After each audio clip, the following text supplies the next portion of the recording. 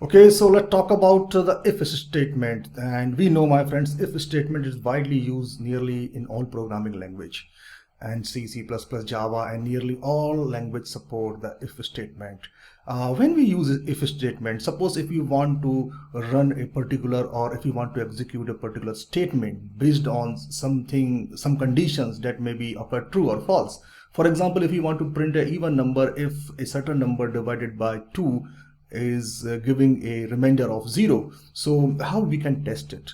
So this can be, and this kind of situations can be that may can occurs, and it may be possible by using if statement. So as you can see out here in this particular diagram, suppose if you are putting a if expression and based on certain condition, and if that condition is true, it will execute the bunch of statements inside the if expression, and if the condition is false, you will be, your program or code will be exit out of if.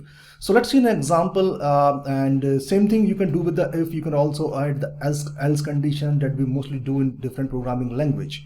So here let's take an example. You can see out here, suppose if you are asking a user for the input of integers, and here we are testing if the condition, if the x is less than 10, then print the output that says the particular number is less than 10, and else print the number is greater than 10. So same thing, you can also use else if else conditions by using elif.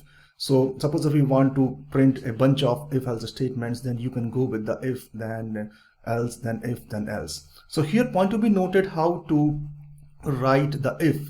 Writing an if is very simple. You need to use if and then a conditions and then add it with a colon, and that's where the if started.